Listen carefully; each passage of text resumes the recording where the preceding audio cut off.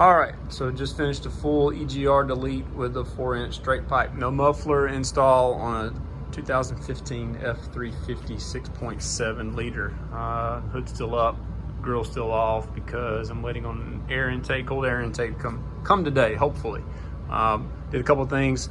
This is not a before after, nor is it a step-by-step, but given it's a 2015, about to 14, I use an 11 to 14 EGR delete kit and bought a Ford OEM heater hose to do some of the, which comes with some of the new 15 kits separate. And here is what I learned. I'm gonna show you real quick how to take the grill off, and we'll go from there. It's pretty simple. You got your standard bolts across the top, and you got these tabs here. There's gonna be metal ones that look like they connect here, but you wanna go for these and pop your hood off. Next thing you want to do, get this passenger side light off. You know the bolts, there's one, gonna be one down here, right there. For those of you that don't know, out comes the light, undo all these sensor things, or the clamps, plugs, whatever, and you're good to go. Did that, and so the first little curveball was this bracket here, hold the grill.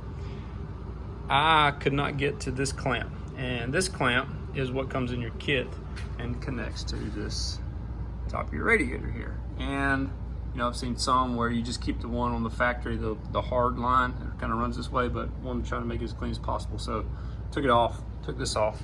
And the reason why is you got 13, 13, and then right here's the 10. The 10 was kind of hard to get to.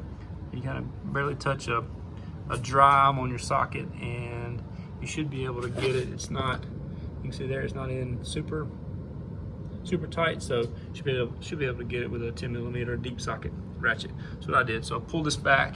I was able to get the clamp off of the factory one and pull it out, and then put on this new one. And I'm sure before you do all this, everyone knows to drain the radiator, disconnect your batteries, and you know, let it do that. Open up your radiator cap, drain your radiator, open up your reservoir over there, and it should fall out. I did it like I saw where I drained the secondary there, not over on the petcock. On this side, it was too hard to open up, so I just drained that guy right there, and then used the petcock on this side somewhere. So, all right, so because I'm not doing a before and after, I'm just gonna tell you what I learned. Follow the steps that you print off. I'm gonna tell you a few things that I ran into during the process. So, once you connect your bypass here, I got a zip tied to another coolant line, and once you do that, you're gonna start taking off, you're gonna separate the T from the EGR cooler. This T is one of the issues that we ran into. Is gonna connect to just off the EGR, this thing. And what you're gonna do, I'll take over here to the EGR real quick. So it's gonna come off of this guy here, and then that T is going to be set apart. You're gonna do that. So the next thing you wanna do is take that barb and splice these two together. I had some too small clamps and use those to put it together, and then it kind of just dangled. Well, then you undo the PCM, take that out. Might as well, when you're doing this, mine's not all pretty, but take these 10 millimeter nuts, take those out, and pull out this little bracket here. It's connected to, there you go, a little plastic thing, there's 3. You gotta pull that out, and then you finagle this bracket out, because you're gonna need it to get to a bolt right there, you can see. Okay, so going about finishing, doing all the work, following the steps. I didn't have any trouble with this one back here, the one everybody has trouble with the bolts breaking, because I diligently prepared by squirting PB Blaster, spraying PB Blaster just on it often. Engine was hot, come home from work, I'd go ahead and pop the hood, put PB Blaster on, not just that one, but I'd put them on this one up here, off the manifold, and just anywhere there were bolts, the ones that were on here too. I just kind of sprayed it pretty regularly leading up to it. Not a day, it was several days of just and letting it soak, and then really being, because I did not want to have to tap those screws. All right, so you go follow the steps, follow the processes, put the barb there, and that's not going to be there yet. You're going to get to that, and then you start undoing all the brackets and so forth, so on and so forth. So as you're going about this, you're unplugging the orange, and you've got your vacuum sealed up, zip tied. As you're doing all this, this presents a little bit of a problem because there's it brackets here and is zip tied into that thing. And I had to get some box cutters and snip it to get to where I could access everything easier, and I made that part. So that was a little bit, as I mentioned before. So then you take off your 1, 2, 3, so on and so forth back there.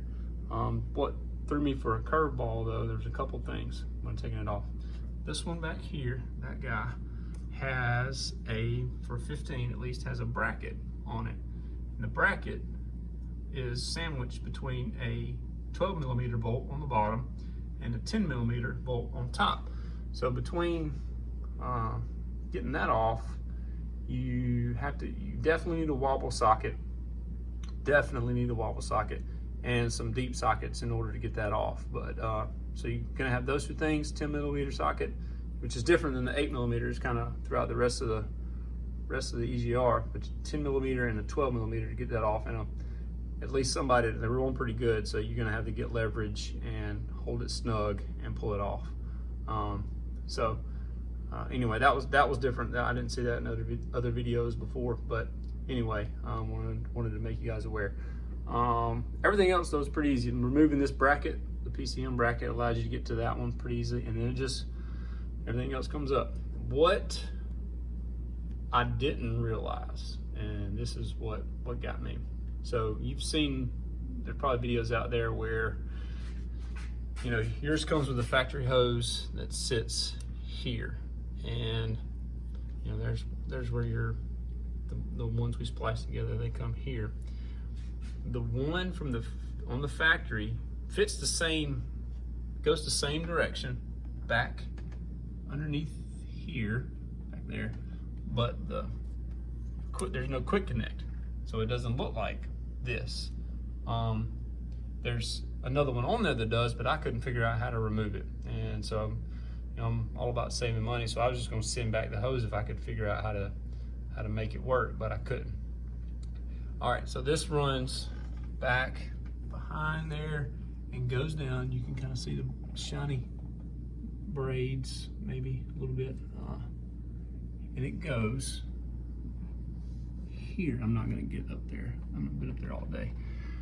I could not disconnect these tabs from where this runs at a 90-degree angle into the firewall, just like that, a 90-degree angle. I couldn't do it. I could not fit it. It was way too hard. So I ended up having to remove the fender, all this fender protection, because it is right there. It's like right up in there. And once you do that, again, you might have to have a screwdriver. I had to use a screwdriver, or if you have the hose, just break it. And once that comes off, you're able to take off the factory, the one that comes from the factory, and put on this new one, which also is zip tied up there somewhere. Again, sorry for the bad light, but that's it. And once that goes on, you're able, because it has the right connections, you're able to connect it here, and then you're able to connect the one that you spliced to the top. So that coolant is now just recirculating in the engine, and not through any EGR or anything like that. So those are the big things.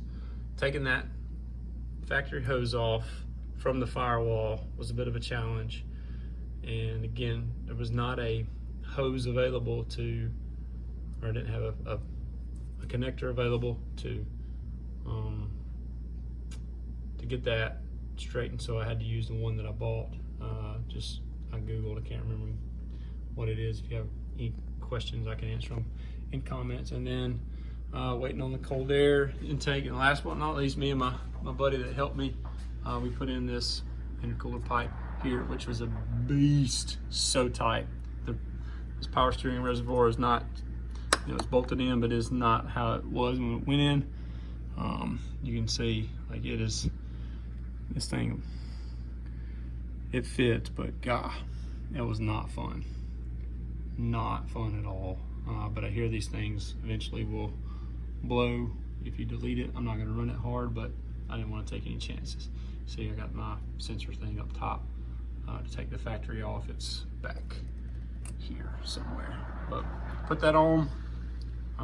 All these connectors will go back once it's a stage 1 in cold air, so these connectors will go back on that plastic thing that sits right there. And so my friend that helped me, real quick, he said everything went pretty straightforward on the straight pipe. Busted his knuckles a few times, but the thing he did point out as he was changing this, you're kind of going down doing the sensors, he said this one where the DEF comes in was a monster, and he ended up, I think, having to break the sensor. I appreciated his help, so I'm not complaining, but I think you just have the tabs, but it might be hard to get up there. I don't know. I'm okay with it. So anyway, other than that, he said it was a piece of cake.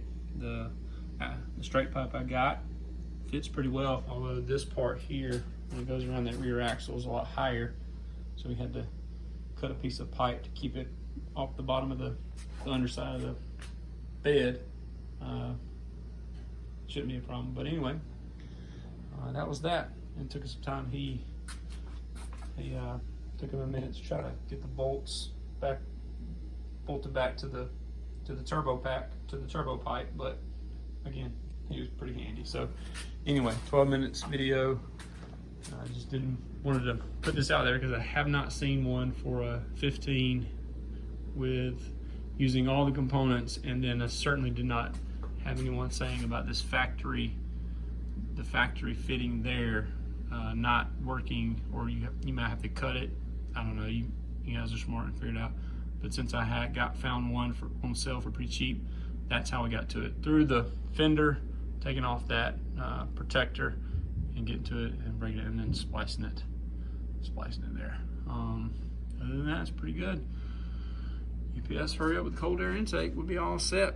No, I think I'm done. And also, I put my tunes on the truck before I started this.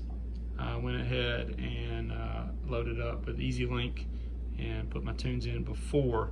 So once all this kind of stuff, we added the coolant back, and once we got all that going, I wanted to have the tunes ready to go rather than sitting around waiting on it. So anyway, that's it. Hope it helps. Thank you.